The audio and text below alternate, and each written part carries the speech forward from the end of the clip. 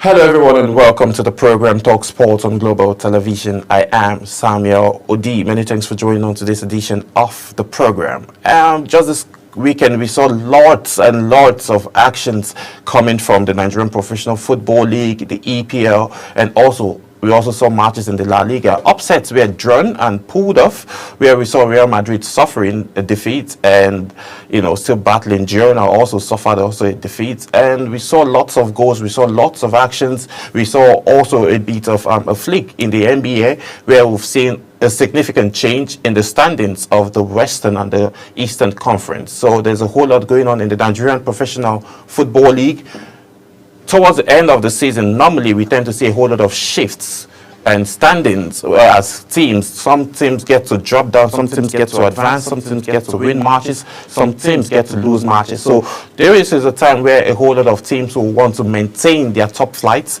Looking at the Romeo Stars, who want to maintain their top flight as the standings as champions or leaders of the Nigerian Professional Football League table, while Rivers United are battling and trying so hard to overthrow them. We've seen, Liverpool are looking to very comfortably sit in the EPL standings with 73 points, and Arsenal tailing them behind to see if they cannot overthrow them. In the La Liga, we are seeing difference also, where loggerheads going through with Barcelona, Real Madrid, still trying to, know who is going to be the king of the Spanish league. So there's just a whole lot going on still. Transfer windows, we're seeing where Napoli making mention of cutting down Victor Osimhen's price tag, so as Manchester United would be able to claim him and then battle for his signature. The battle for his signature is still ongoing, where Arsenal has also made an offer for the amazing and super striker who has been scoring goals both home and away. Talking about scoring for Nigeria and also scoring for Galatasaray. But we'll be starting from the home front as always, where we'll start with the Nigerian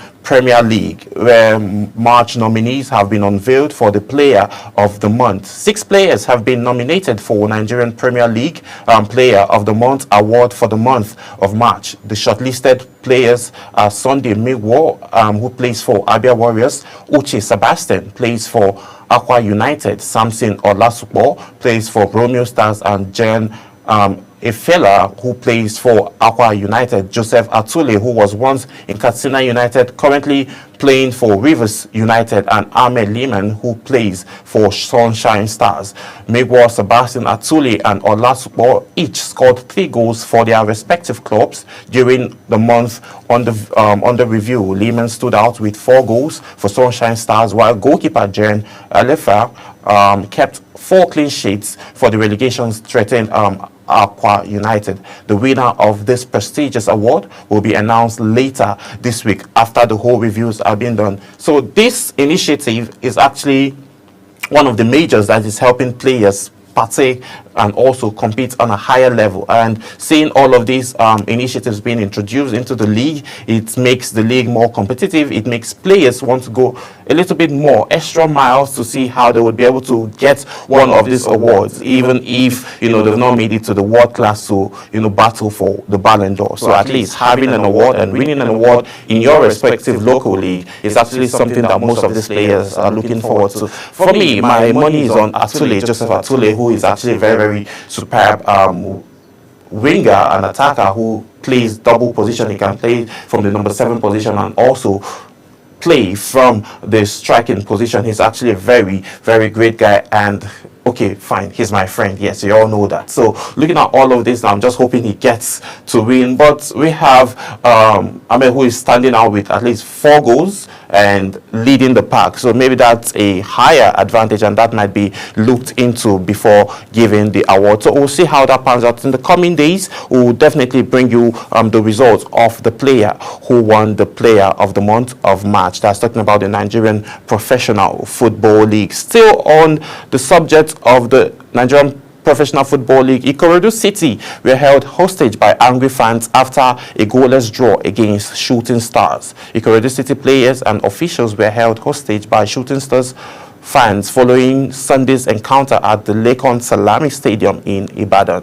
The Oga Boys held Shooting Stars to a goalless draw in Nigerian Premier Football League on March Day 32 fixtures.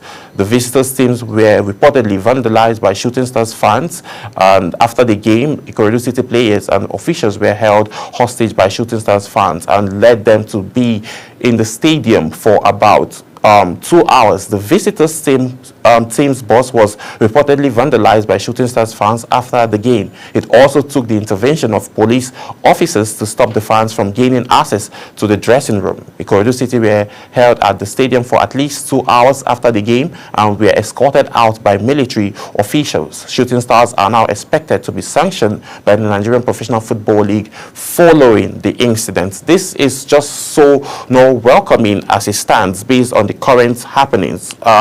Football is a game of win or lose, and this time around nobody actually lost, so it's something also nice to see that fans would be able to hold hostage to away players on their home court or on their home field after a draw. Now, looking at Sunshine Stars now, they have their own part to play. What part? Proper arrangement and proper security for the well-being of the away players coming. So imagine Sunshine Stars going to Ikorodu City, now that's going to Lagos to play, and then being held. It's also something that's not going to, look out well for the league generally. And then the sanction that will be coming, hopefully will be fine, that will be paid, though reviews are still happening by the board of the Nigerian Football League.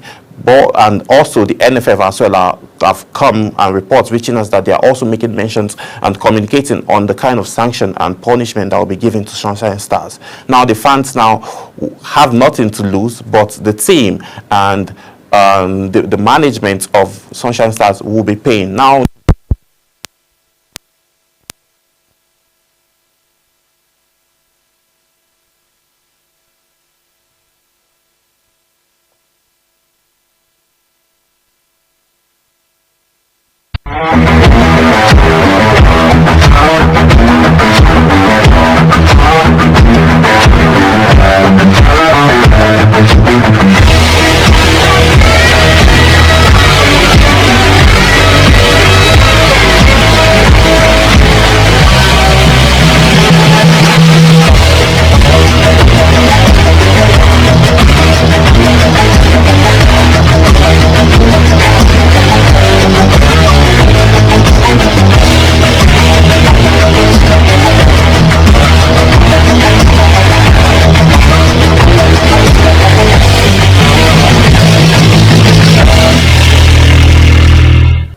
we sincerely apologize for that quick break that we had to take, but still talking about Sunshine Stars, it's just not so good. Fans are now having nothing to lose, but the team now would have something to lose. Point deduction might be given as part of the sanction, and also some financial responsibilities too will be given. That's in terms of them paying a certain amount of fees for all of that happened, vandalizing the bus of the visiting team and also holding them hostage and almost, attacking them physically. So I think the NFF and the Nigerian Professional Football League Board are sitting down to have a conversation on the kind of sanctions that will be given to them. So we'll definitely bring you updates on the sanction in the coming days. Still talking NPFL, victory over Kwara United, great turnaround for Nasarawa United. Nasarawa United assistant coach Mohammed Sadio Bashir was relieved to see his side return to winning ways in the Nigerian Premier Football League. The solid Miners put the disappointment of last week's defeat to Kwara United behind them to beat Upper United 2-0 in Lafia. This happened yesterday afternoon. Salisu's sides moved out of relegation zone following the win. Bashir said the result is a great turnaround for the team. Nasarawa United welcomed their fans back to the Lafia Stadium for the first time in 5 months following the ban by Nigerian Professional Football League. Bashir said the fans' presence boosts the morale of the players. There is nothing like having fans who are cheerful and supporting teams, not having fans who would have played a goalless draw, with their team playing a goalless draw and then trying to attack the away players. So this is a boost for them. And then finally, like the coach rightly mentioned, having the fans on the stadium after 5 months was a morale booster for them. And again, they saw the results that led to them coming out of the relegation zone, because they were actually on their way back to the NNL, which is what some teams like Aqua United might be facing if they don't get to win the next couple of matches that they will play and then advance in points. So kudos and congratulations to Kwara United, Nasarawa United, for the victory, and then we'll see how far they would go to maintain their lead and stay afloat from the relegation zone and just continue playing in the EPL come next season. Still talking MPFL, Kano Pillars laments defeat to Heartland of Owerri. Kano Pillars have described their March Day 32 defeat to Heartland of Owerri as a painful one. The same Musa Gideon suffered a 2-0 victory to NAS Millionaires at Dan Anyama Stadium, Owerri, on Saturday. Despite the setback, Kano Pillars assured supporters that players will return stronger and more determined in remaining features of the season. So automatically, the former champions of Nigerian Professional Football League, with lots of stars on their team, have been suffering a couple of backlogs this season, injury worries and also management worries. All of these factors contribute to the current standings that we're seeing in the EPL, and also the results that we are seeing from these particular players. So the team itself is suffering some kind of backlogs. A couple of weeks ago, we saw the coach being suspended and coming back, and then we had injury worries. They also had some players moving away from the team to go play with the Super Eagles for the World Cup qualifiers. All of this contributed to the fact that the team isn't doing so well as it stands. But still, with momentum being high and players, encouraging fans that yes, they would be able to get back on their feet and advance. But one thing is certain, they are still going to be in the Nigerian Professional Football League come next season. They don't have worries over relegation, and they are among the top 10 of the current MPFL standing. So moving on, and we'll be bringing up the standing immediately after this report, where Rivers United close in on MPFL leaders Romeo Stars. Rivers United reduced Romeo Stars' lead at the top of the table with a hard-earned 1-0 victory over the Atlas this past weekend. David Shomade scored the winning goal for the host 5 minutes from the closing time. Romeo Stars remain at the top of the standings with 60 points from 31 games, while Rivers United are 5 points adrift in second place. So looking at this now, let's look at the current MPFL standings, where we have Romeo Stars sitting with 60 points, and then we have Rivers United behind with 5 points, and then the trajectory of these standings continues like that. So we're hoping to see the MPFL standings, as the Swift is actually currently changing. So looking at all of this now, the current standings of the MPFL is something that at this point in time during the competition, it's when we get to see who. But we'll be going on a quick break, and then when we return back, Talk Sports continues.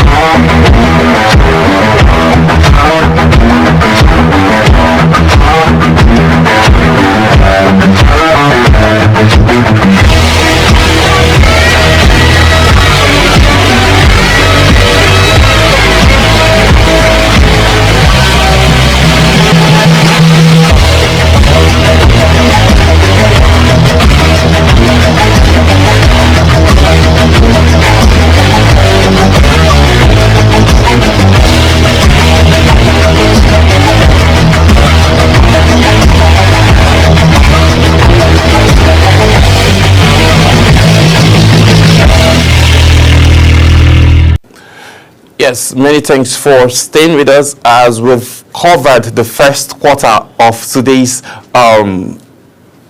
edition of TalkSport. So talking about the standings now, Romeo Stars still sitting comfortably with 60 points on the Premier League log, and then we have Rivers United trailing them with 55 points. We have Abia Warriors sitting with 50 points.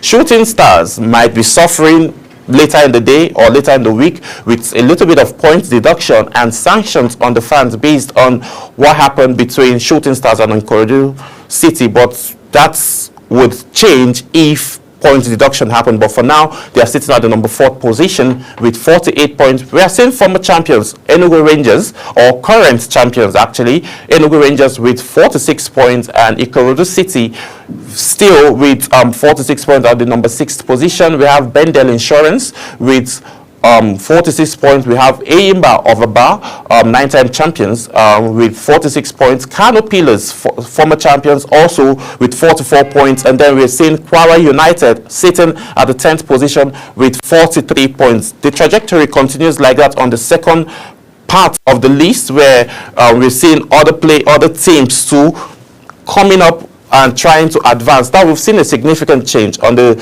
league. Then Niger Tornadoes, who are actually on the number 14th position before now, and have now advanced with 43 points on the 11th position, and Plateau United sitting with 42 points.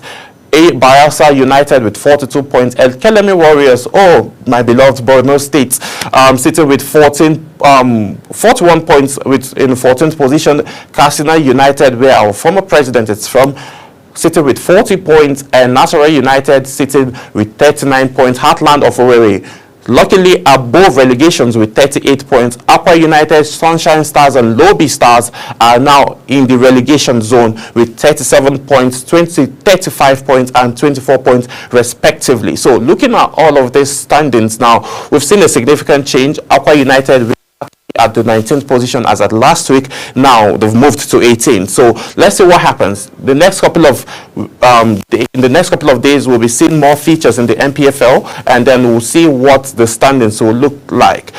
Still talking about this, Lobby Stars have 1 game in hand, Katsina United have 1 game in hand, and also Romeo Stars also have a game in hand, given the fact that they've played 31 games and they have an advantage to extend their lead away from Rivers United. The former coach of the Super Eagles that's talking about George, he made mention of the fact, who is the current coach of Rivers United, mentioned that he's waiting for a slip from Rivers United. 2 weeks ago, we saw one slip which helped Rivers United advance. Talking about Romeo Stars now, they lost 2 weeks ago. In the last 5 games that they've played, they've had 3 wins and 1 loss. 3 wins and 2 losses.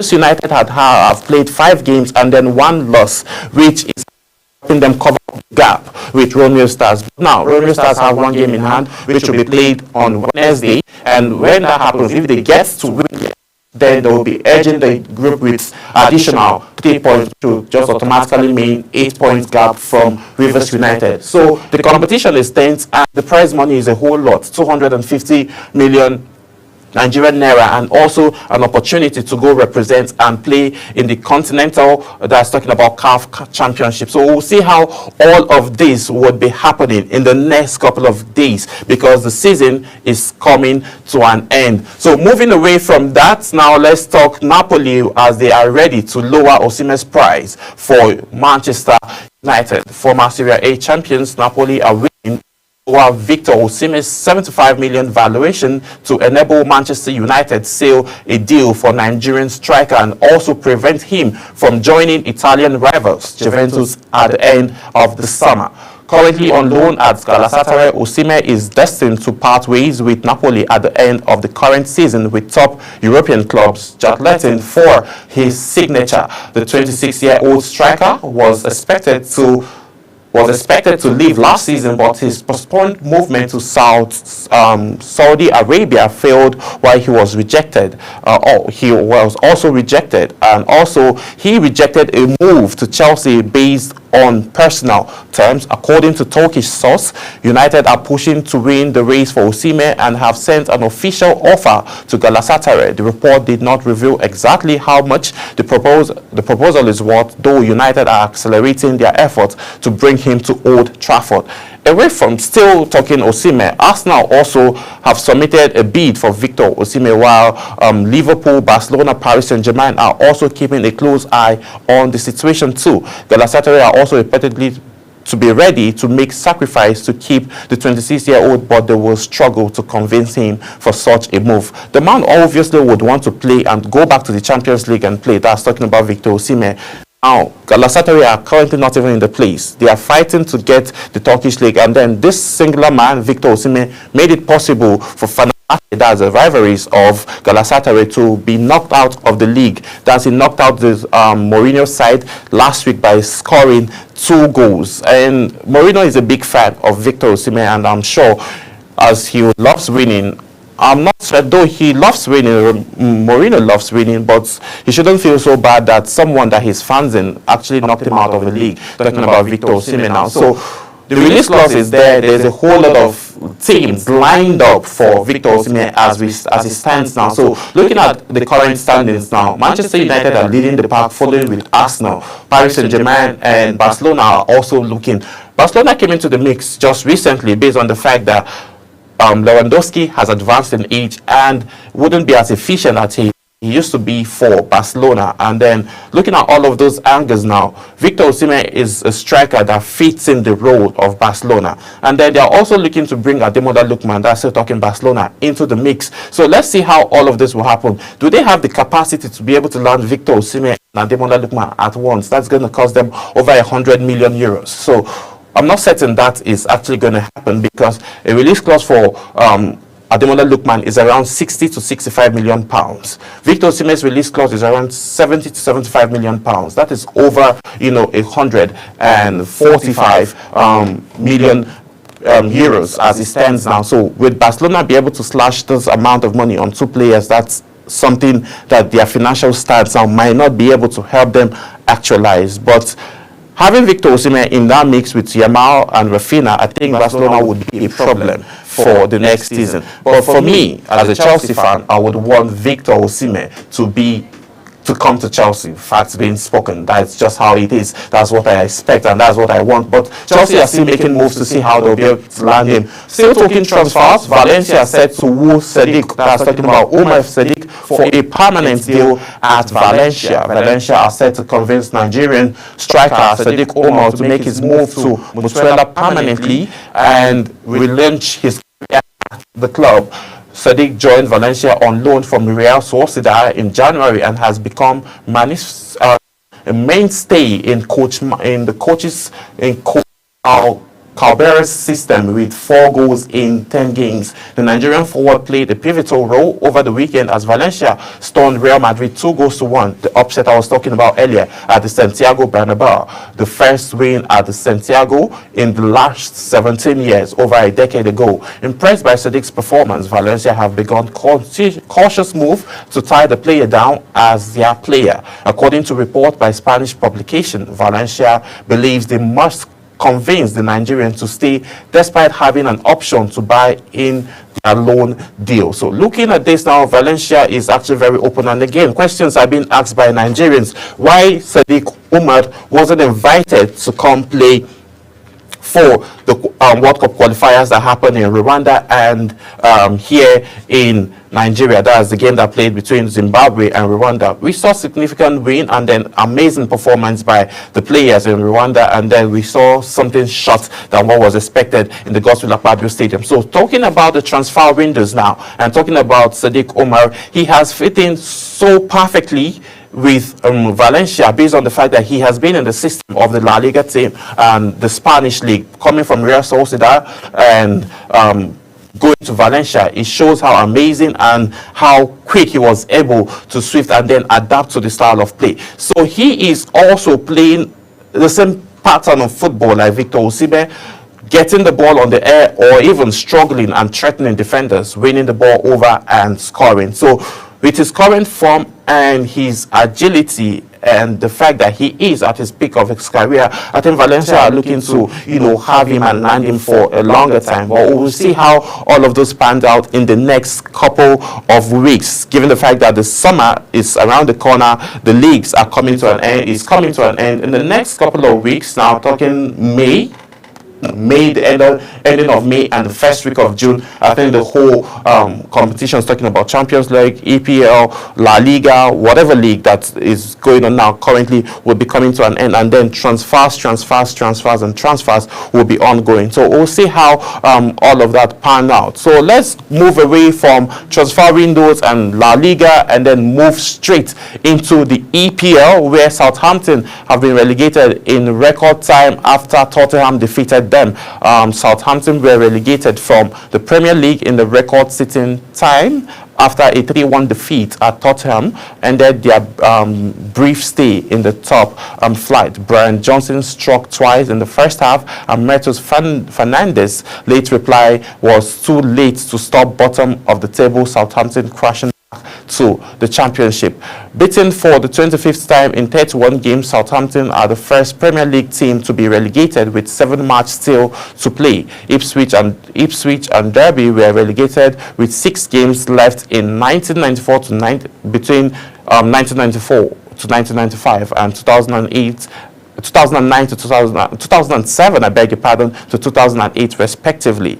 So looking at all of this now, we saw Leicester City came back a couple of years ago, struggled, won the EPL and then got relegated back. Now they are still at the verge. That's talking about Leicester City are still at the verge of being relegated. Southampton now currently are the first, team, EPL team that has been relegated currently as the season is. With 7 more games set to be played in the entire league, Southampton have already known their current stands of the current situation, that is of this current EPL standing. So there is no room for them to even hope to advance based on the fact that they've lost 25 games in 31 matches being played. That means a whole lot needs to be done. Coaching crew need to be addressed, players, buy more players, so they need to do all of those to see if they would be able to go all the way through the championship, maybe win, and then come back in the 2025-2026 after the 2025-2026 season. So now we'll be looking at and expecting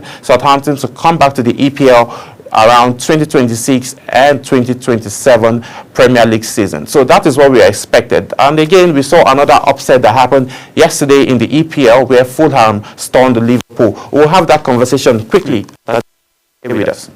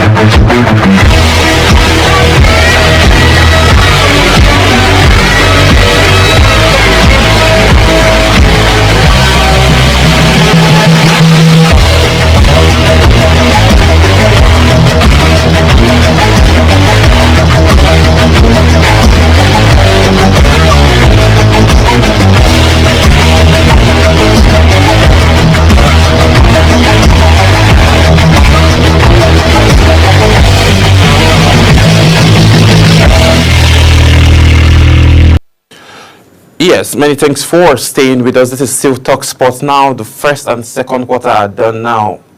Talking basketball. Then now let's say in the world of football, the first half is done. Let's get into the second half. Iwobi shines as Fulham stuns Liverpool to 3-2. This is just something that a whole lot of persons didn't see happening based on the fact that Liverpool have been on a trajectory of winning matches. But what happened? I think because they are sitting with 73 points, they just giving away one win to Fulham wouldn't be much of a problem for them. Well, Alex Iwobi produced a stellar performance on Sunday as Fulham came from behind to defeat Liverpool 3-2 at the Carve Curtain.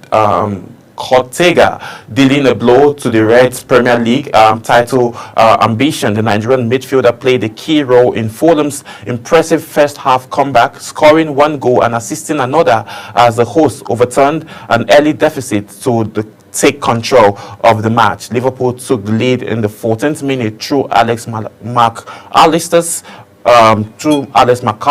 who found the back of the net with a screamer after being tailed by Ryan Gravenberch. Wow.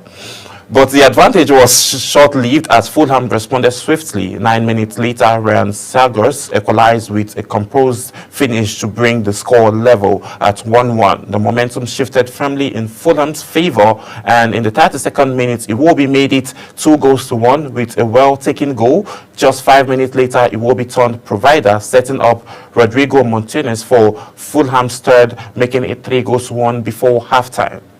The second half saw Liverpool push for a comeback. Luis Diaz gave the visitors hope in the 72nd minute with a goal assisted by Con Burley, reducing the deficit to 3-1.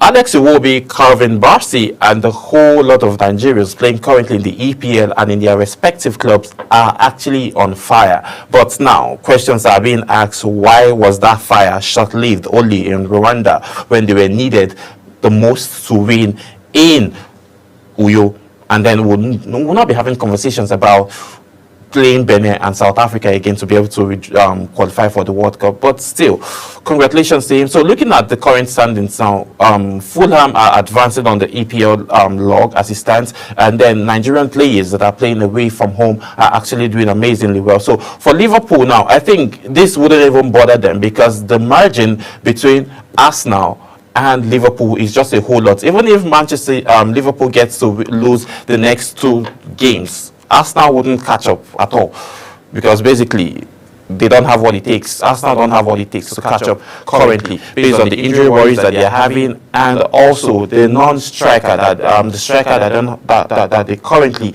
don't have. So looking at all of these angles now, I think the EPL is looking well. Liverpool are currently sitting comfortably with 73 points on the log table, and I don't think they have so much. It's actually currently they don't even have so much to worry themselves about in the next 7 games. I think the season will be coming to an end, and if they get to win their next 2 games, which would actually advance them to like around 79 points, and then have a draw, they'll be having 80 points. I think that is they're totally clear of the EPL standings, and then they will be made champions whether the game is done or not. So still moving away from that, EPL standings, and then talking about Manchester City held by Manchester United in a derby. Looking at these standings now, Liverpool are having 73 points, Arsenal telling them with 62 points. It's like around 11 points difference from Liverpool and Arsenal. Nottingham Forest with 57 points.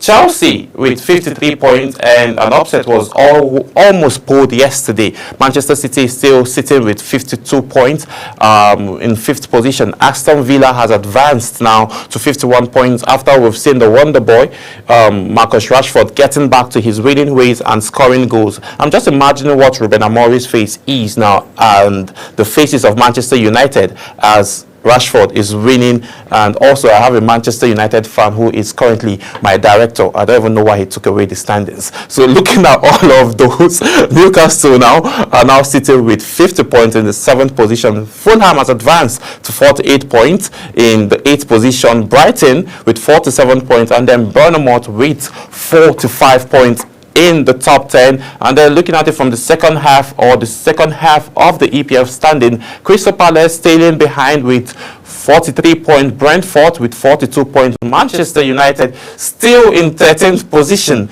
with 38 points, Tottenham with 37 points, Everton with 35 points, West Ham with 35 points, Wolves with 32 points, Ipswich Town with 20 points, Leicester City with 17 points, and Southampton, who have officially been relegated, with 10 points. So Leicester City are also tailing Ipswich to the same. So If the next couple of matches are being played and then they don't get to win, it's going to be a problem for Leicester and Ipswich. So, talking about Leicester now, let's have a quick conversation about transfers. We're having rumors and hearing that Wilfred Ndidi is having conversations of leaving Leicester City, which is he hasn't made his mind up on the team he wants to go to, but we're hearing Saudi Arabia and we are also hearing the Serie A. He's looking at Juventus and also Atlanta. So we are looking at where that would be able to fit, where he'll be able to fit in properly. If he's going for the money as an able brand that he is, obviously he'll be moving to Saudi Arabia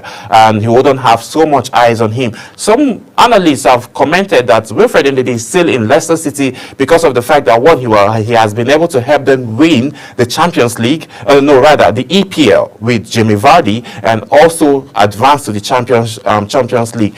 There is not so much concern. He also has helped them come back from the championship, winning the trophy and advancing back to the EPL. So he has played his part for the team, but still, the team still need to get more players if they want to go back to the top flight and win championship. That's talking about the EPL now. But if all of that don't happen, then there is no way. He is having conversations with his agents and also having options. His options are open of leaving Leicester City maybe at the end of the summer. So still going back, and then let's have conversations around Manchester City, as Manchester City hope of Champions League qualifications remain in the balance after a dismal derby at Manchester United ended at goalless draw. United had the better of the game, limited in chance as they missed out on the first league double over City. Since 2019-2020 season, a point leaves City with a point leaves City in the 5th position in the Premier League, which should be enough to reach next season's Champions League. However, Pep Guardiola's men are just 2 points above Newcastle, who have 2 games in hand on City, a point edge United up to the 13th position. Never in the Premier League era have neither City or United finished in the top 4, but that record is underserved, threatens in the coming months a contest devoid of quality, intensity, or fight summoned up for a dreadful season for both sides of the Manchester divide. Looking at this now, the 2 Manchester United team might not end up in the top 4, and this has not happened in a long while. 5-time champions Manchester City winning the EPL title for the last 5 years. For the last 5 seasons, they've won with either 1 point or 2. 1 point or 2. But this season is different. We are seeing Liverpool edging so much with about 11 points clear from Arsenal as we speak currently. So looking at all of these angles now, Manchester United and Manchester City might not be able to finish in the top 4. Looking at Chelsea, they still have their own concerns too. But moving away from EPL, from the derby that happened yesterday, let's talk Chelsea, as Enzo Marescas is complaining about the Chelsea's unfair schedule blame for the Palmer X. Enzo Marescas insists Chelsea's unfair schedule forced him to drop out of form forward Cole Palmer for Sunday's goalless draw at Brentford. Marescas' side had 24 hours less than Brentford to prepare for the West London derby after beating Tottenham 1-0 on Thursday's clash. England star Palmer eventually sent off by Marescas after an hour, but he was unable to break the deadlock, lifting his best chance over the crossbar in the stoppage time. Although Palmer has struggled for much of the second season, with Chelsea failing to score in his last 12 games in all competition, Marescas was adamant it was the feature list that was behind his action against Brentford. Brentford manager Thomas Frank agreed that the extra days was significant, with his side also affected by the feature schedule this season. Warming up to the 10, they then went on the label that the Club World Cup in June and July, which Chelsea are participating in, as ridiculous. Next up for Chelsea is the UEFA Conference League quarter-final trip to Liga Swen, which will be happening later this week on Thursday, but Marescas' priority is still qualifying for Champions League. Now, the schedule for all teams currently as we speak are very, very, very, very tight, because the season is coming to an end and there are also some other certain level of competition that will be played. moving. Talking about June, July, we'll be looking at the World Club Cup that will be happening still this week. Chelsea will be playing in the will be participating in the World Club Cup that will be happening in June, and also next up the UEFA Conference League quarterfinal still happening this same week. And then this weekend, still on Sunday, Chelsea will be having another EPL feature. So fatigue also has contributed to the fact that Chelsea are actually struggling. But another thing needs to be said and needs to be done. Qualifying for the Champions League next season is actually the top priority for Enzo Maresca's side as we currently speak, which is something that Chelsea fans worldwide are expecting to see. So this tight schedule is not just Chelsea that's having tight schedule. Brentford are having tight schedules. We're seeing Manchester United, Arsenal, all of these teams currently having tight schedules. Tomorrow, Arsenal will be facing Real Madrid in UEFA Champions League. So that is also something really, really big for them that would, determine if they will get to the next phase of the Champions League, or they'll be kicked off of the league currently. But the other thing is, we have always known Arsenal to always maintain their top 4 position. So that we are not taking away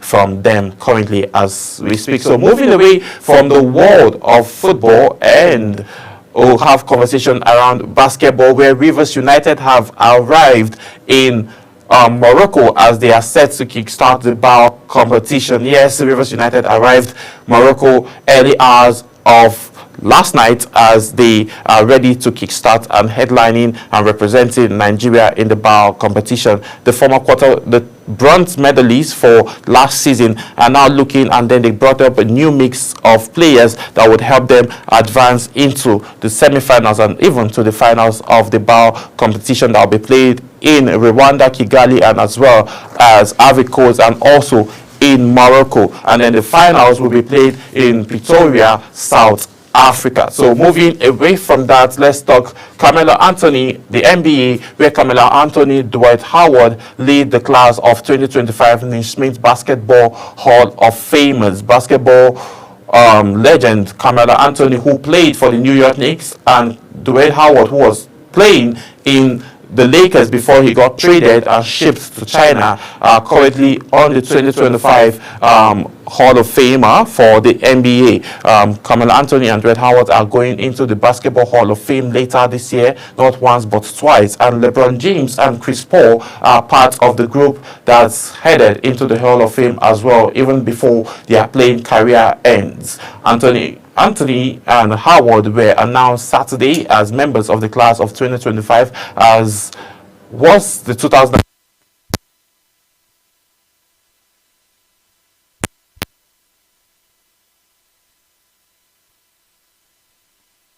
And also started a still going run of 5 consecutive Olympic titles and counting for US Basketball Minds program. So looking at all of this now, Carmelo Anthony and Dwight Howard have currently been nominated, and then in the next couple of weeks later this year, we'll be expecting to see if they'll be inducted into the Hall of Fame. We have current players LeBron James and Anthony and Chris Paul, who are both 40 years old, still playing in the NBA, also in the list. Despite the fact they are still playing, and looking at the greatness, that these two individuals, talking about LeBron James and Chris Paul, the greatness that they've been able to achieve in the past decades. I think in his 22nd season, currently playing, that's talking about LeBron James, he is the all-time scoring leader of the NBA. And again, first time ever, father and son duo playing on the same team. That's talking about LeBron James and his son, Bronny James, playing currently as teammates. And then Chris Paul, on the other hand, is someone that we always know, and he's been called the point guard, and then the point guard god in the NBA as it stands, because of his level of IQ and how he masters the floor. He's called the court god on the NBA. That is his other nickname. So moving away from the Hall of Famers, 2025 NBA playoffs and then standings, and then the brackets are currently out, and then players and teams are clinching the update. The race for the 2025 NBA playoffs is heating up with so much movement in the standings, where we'll showcase exactly what changed after. Basically, the changes are happening every night at the end of every game, where we've seen just like what's happening in the EPL and the Nigerian Professional Football League, and also in the La Liga, the standings always change. So as it stands now, we are seeing significant changes. Additionally, clinching scenarios and what the playoffs bracket would look like if the season ends today. So we are seeing players and then teams advancing. Now let's look at the playings of the Eastern Conference standings. The Eastern Conference standings.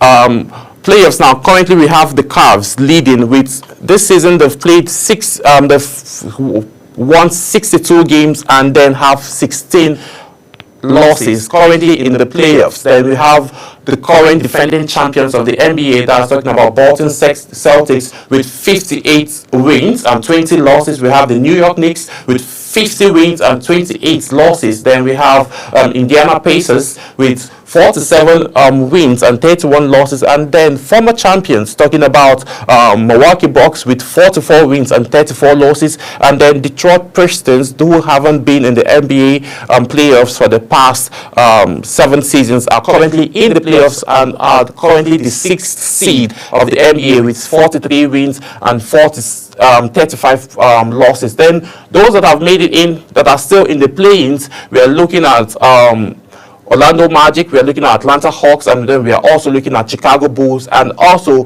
Miami Heat. Orlando Magic with 38 wins with 40 losses. The Hawks with Atlanta Hawks with 37 wins and 41 losses. Chicago Bulls with 36 wins and 42 losses. We have Miami Heat with 35 wins and 43 losses. Also, those in the standings now, we have Toronto Raptors with 29 wins and 50 losses. We have Brooklyn Nets with 25 wins and 53 losses. We have the 76 Sixers with 23 wins and 55 losses. Charlotte Hornets with 19 wins and 59 losses. And then we have Washington Wizards with 17 wins and 61 losses. So let's look at the Western Conference now. If you remember back in the day when DMX sang a song where he said Wild Wild West, the West is always very wild, where we have OKC Thunders with 64 wins that are currently in the playoffs with 64 wins and 14 losses. We have Houston Rockets with 52 wins and 27 losses. We have the Lakers sitting in the 3rd position of the playoffs with 48 wins and 30 losses. Denver Nuggets, former champions, with 47 wins and 32 losses. And also we're looking at Pistons with 46 wins and 32 losses, while Golden State Warriors are also in the 6th position with 46 wins and 32 losses. Then currently in the play-in tournaments, as they advance to see if they will make it through to the playoffs, we have Timberwolves with 46 wins and 32 losses, and also Memphis Grizzlies with 46 wins and 32 losses. We have Sacramento Kings with 38 wins and 40 losses, and then we have the Dallas Mavericks with 38 wins and 41 losses. That's those in the play-ins. Still trying to get into the play-ins, we have the Phoenix Suns with 35 wins, Hotline Portland with 35 wins, Spurs with 32 wins, Indiana Pacers with 21 win, and also we have the Boston with 16 wins. So currently these guys have almost been relegated, so if they don't get to win the next couple of matches, then they are totally going to be out. And then the NBA will be starting, the NBA playoffs will be starting this month from the 19th of April. So the standing and playing bracket is actually going to be starting from the 15th. That's the play-in tournaments. It's going to be starting from the 15th of April all through to the 18th, just 3 days. And then afterwards, the NBA playoffs kicks in immediately on the 19th of April. This is how much time would permit us to take on today's edition of Talk Sports. My name is Samuel Odi. I'll see you again as we talk more sports. Bye for now.